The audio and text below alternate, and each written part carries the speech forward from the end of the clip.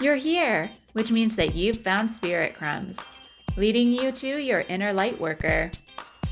I will be sharing how these tiny little hints from the universe have led me to where I am today. I hope that by hearing my story and the stories of others, you'll pick up your own spirit crumbs along the way that will lead you to somewhere magical. Thanks for coming along for the journey. Let's see where it takes us. Welcome to another episode of Spirit Crumbs. I am your host, 𝕋𝕙𝕉𝒻𝒍𝒫. I am an intuitive oracle card reader and energy healer. Today, we are continuing on and we are talking about the third eye chakra. For this and the crown chakra, I'm leaving it fairly open to interpretation because I feel like our guests, Allison and Amber, gave some really good insight into what these chakras mean to them, because I feel like the further up we get, the less physical and the more spiritual in nature these chakras are. So these will probably be short, like the throat chakra. I also wanted to mention that part of the reason the throat chakra episode was so short was because I've done 2 episodes already on the throat chakra, which you can find further back in the podcast. So the third eye is located in the middle of the forehead above the eyebrows. It is connected to the pineal gland, pituitary gland, eyes, skull, brain, nervous system, and the senses. And in our lives, this is where, in general, we find our clarity, clairvoyance, where you can see in your mind's eye, imagination, wisdom, mindfulness. This is very much connected to our intuition. Again, it's connected to the throat chakra, so that like hearing, sensing, all of those things can be considered part of the third eye. Then there's the intellect and insight. Our awakening is often attributed to our third eye opening as well. And then through the third eye, we can also access psychic powers and altered states of consciousness. And then also dreams, because they are your subconscious imagination in your sleep, can be part of this. And then seeing the world clearly. And so this for me is very much about when you're just using that wisdom and embodying what you're learning and applying that to everyday life and using your intuition to discern in daily life what is true to you and what seems to be what you're going to hold on to and what you're going to let go of. The color is indigo. Sometimes it can be a like magenta color I've seen as well, but usually it's indigo. And the crystals are amethyst, lapis lazuli, which I love. I use lapis lazuli a lot. I need to get more because I only have one piece and I'm constantly moving it around my apartment because I use it at night for dreams. I actually put it under my pillow or beside me. That's another thing I should have brought up earlier in this series, but I feel like I'm going to do an episode on crystals at some point. But I feel like part of the magic of crystals is learning how they work best for you. And for me, putting them under my pillow or in the area where I want to use them. So like when I'm doing readings, I have particular ones that are out. When I'm doing energy work, I'm using a lot of crystals, but I have a couple that are always beside me. But I just wanted to mention for third eye especially, I really do like having lapis lazuli. I forgot about it for a while and then I put it back in my bedroom, and now I've been having dreams to record in my dream journal every morning for like a week. So just wanted to put that out there. Some other ones that I have and have heard of are labradorite, sodalite, ametrine, kyanite, and blue apatite. Of course, there are many that you can use for the third eye because there are so many that are associated with psychic abilities and clairvoyance and all of those types of things, but those are the ones that came up the most and that I mostly use. And then for animals, the eagle and the hawk are both animals that are very attached to this. The eagle is like the traditional one, I guess, but the hawk also, because of its like sharp sight, but also like higher perspective. That's also what the eagle brings, is this like really higher perspective, being able to see things from more of an enlightened view. I've been seeing hawks for weeks now, and I've lived in the same apartment for 4 years, and this is the first year that all spring, whenever I've been doing a lot of this work or really tuning into particular energies or asking for guidance, there's a hawk. Well, there's a few hawks that I can see like in my neighborhood. There are a lot of trees here, thankfully, but there's one particular hawk that comes almost right past, like I can see it up close when it goes past my balcony sometimes. Um, so I feel like that's because I've been working on my third eye. And then cats as well, because they're seen as like familiars for like witches and witchcraft. Also just because they do have this mystical presence about them, and they seem to just know things and be reacting to things around you. And I'm sure like you've seen other animals, but very much cats, you'll look at them and see them just looking at something that you can't see. And I think that's like always been interesting to me. The owl as well, because it's connected to wisdom and being able to see in the dark.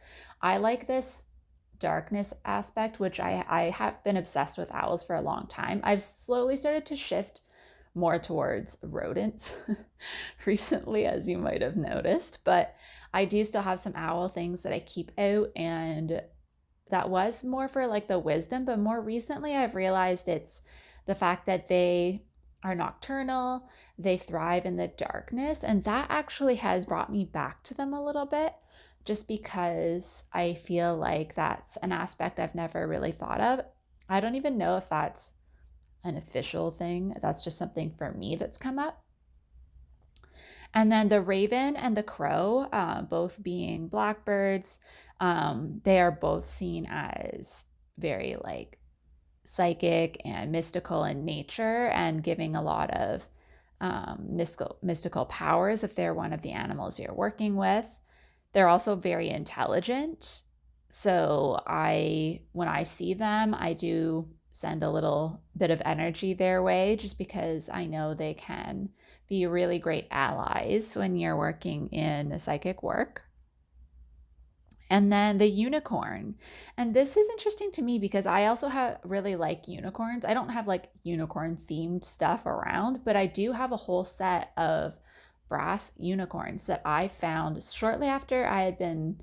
I have a unicorn tarot deck that I was using like daily for a long time. And it was like around the time that I started seeing them elsewhere, just like signs of them. And I went to this thrift store, and somebody, I guess, had just donated like a whole bunch of them. So I kind of have them in different areas where I'll see them when I'm doing this kind of work. So I have a couple here in my like office and where I do my readings. And then I have some on my windowsill in the kitchen where I sometimes sit with my plants to do my work. And it's just nice for me to have them around. But the third eye is specifically associated with unicorns because that's where like the horn would be. And so that is just a really interesting thing that I only recently started thinking about.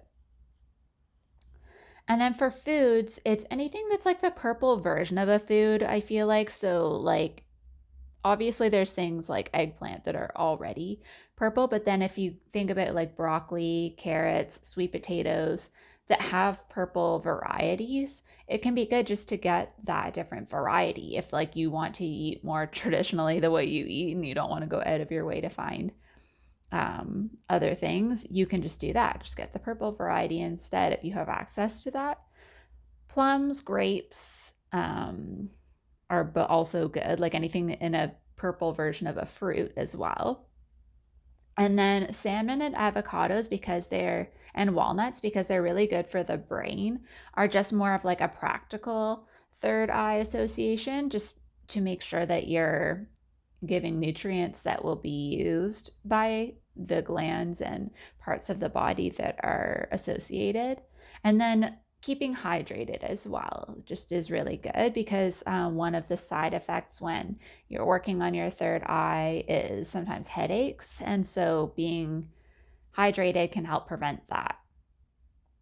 Some scents that are good are rosemary, chamomile, sandalwood, clary sage, bay laurel, palo santo, and jasmine. And I have a jasmine blend that I've been using quite a bit. It's a jasmine and white tea blend actually, but I really like it for when I'm doing this kind of work. And then I have another one and I can't remember what it's with. I think it's like juniper and chamomile or something.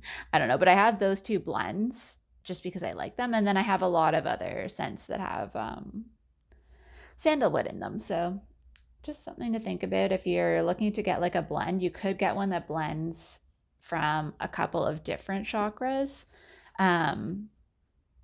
Like, for example, I know, spoiler alert, but for the crown chakra, vanilla is actually one of them. And then I have one that's rosewood vanilla. And because rose is associated with the sacral as well as the heart, I like this blend because I feel like it connects all of those to the crown chakra. So just something to think about if you're looking at kind of getting the best bang for your buck. Find some blends maybe. I feel like that's been the best way for me to do that with my diffuser. And then the gods and goddesses associated are Paramashiva and Hakini Shakti. Those are both Hindu goddesses. And then Hecate is known as the wise woman. And so anything that you want to associate, and again, I'm leaving it kind of open because I feel like people have different beings that they call on, specifically for third eye development, for anything psychic.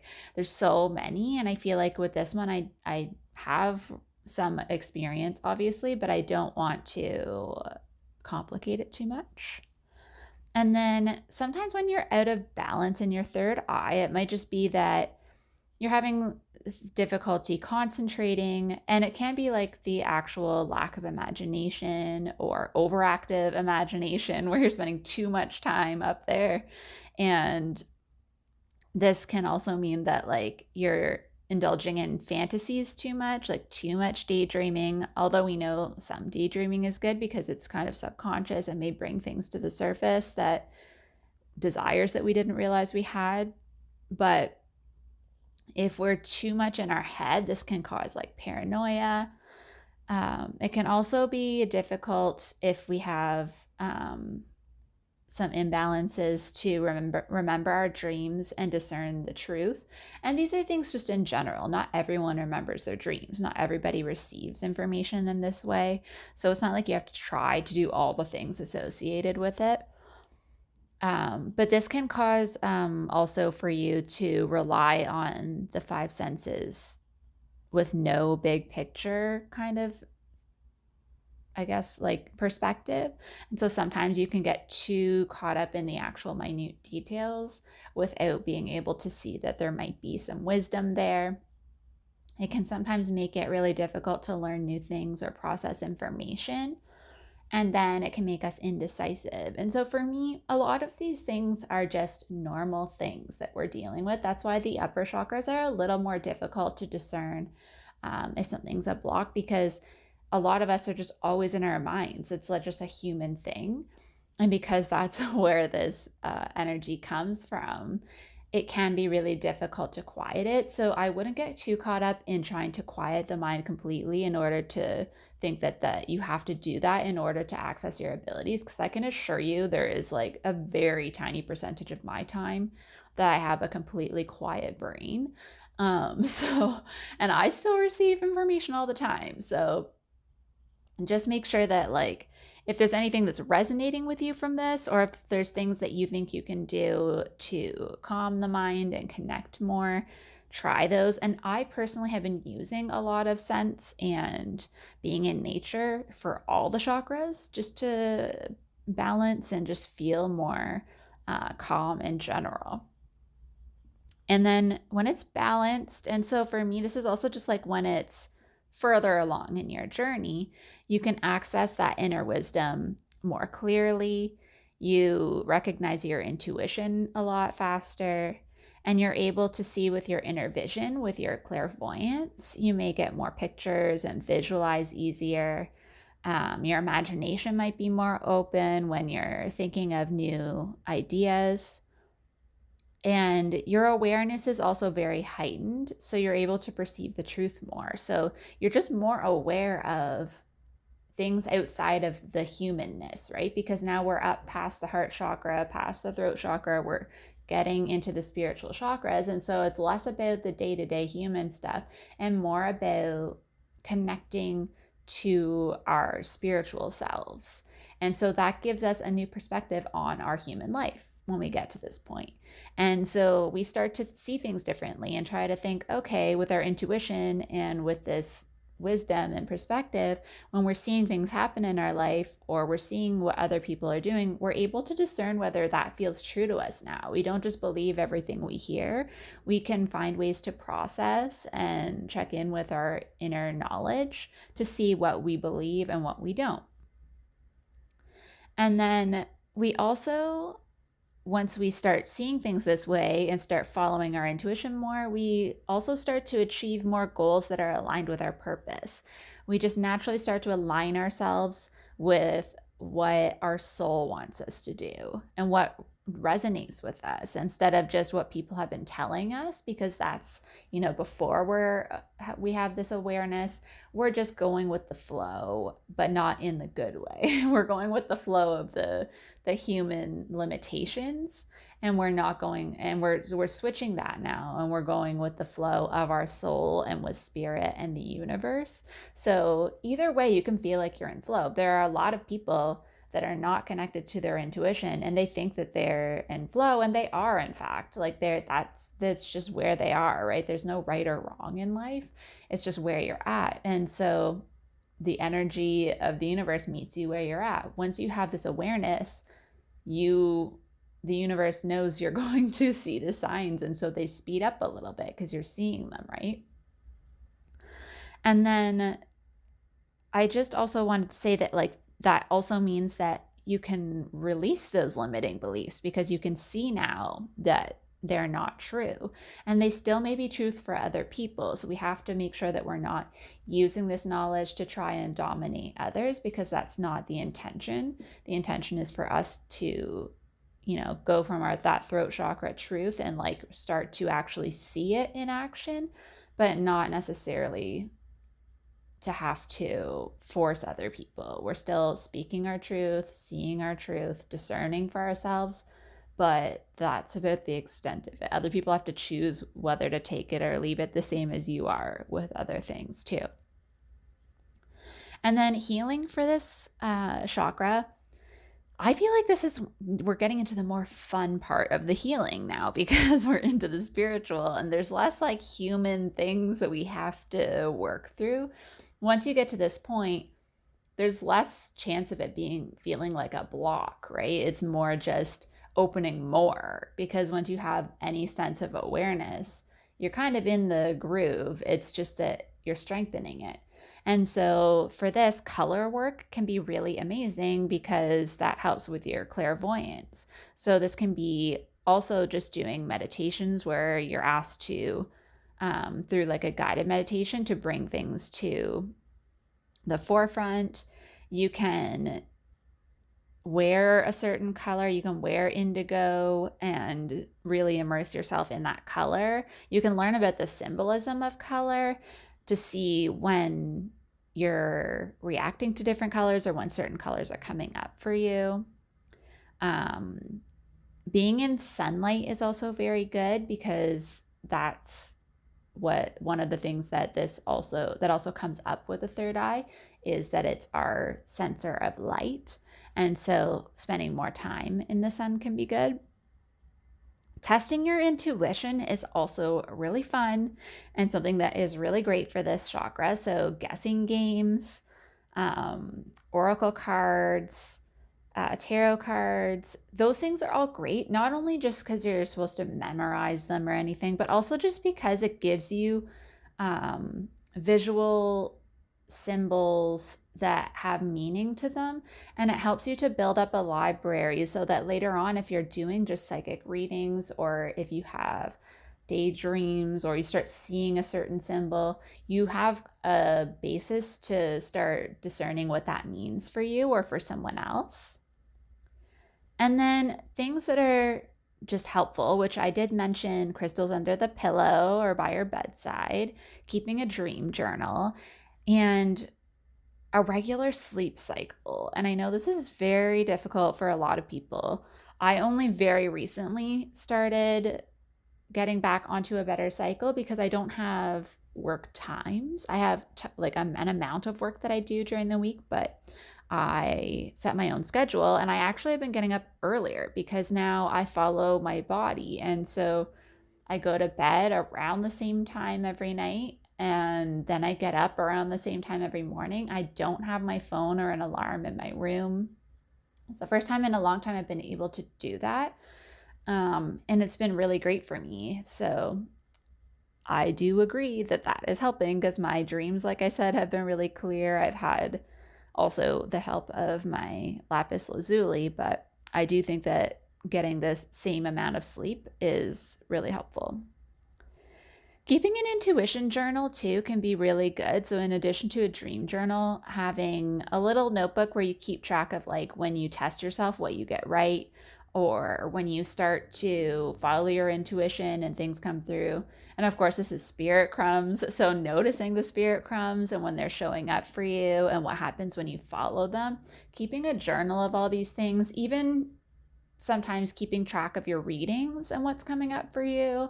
And then you can start to see what themes are there. So even if you're very new to doing all of this, if you start keeping track of the cards that you're getting, and then you go back, I sometimes do this on a weekly basis because I have the soul care planner and there's like a little spot in the corner where I write my cards. And sometimes I'll go back a week or two or a month or two at a time and just see what cards I got a lot and then read them again in the guidebook and see what kind of messages I may have missed or what I maybe overlooked when I was getting them at first. Because we do tend to, it is difficult to read your own cards sometimes because you have an investment. And so like you want things to work a certain way sometimes. And then learning to make your decisions with that intuition too. So before you let it get to your human mind and analyzing, if it's something small that you know you can just follow your intuition of like, which color of something to buy or which crystal to use, those kinds of things you can start it with where it's not like life-altering decisions, but it does start to build up your trust in yourself. And then the bija mantra for this, the seed sound, is Om. And that's one that I feel like most of us have heard. And it's a good one if you're not sure what energy to meditate on and you just need something quickly in the moment. It's a good one that's just always good to do. So keep that in mind. And then the affirmations for this, for the third eye chakra are, I can imagine all possibilities. My intuition guides me with ease. I am able to access my inner wisdom. I can see the bigger picture. I am able to expand my consciousness. I trust my inner knowledge. So I know you're going to enjoy the interview with Allison. She talks so much about her experience with clairvoyance and following her intuition, and I'm excited for you to hear it. Thank you so much for joining me on another episode of Spirit Crumbs.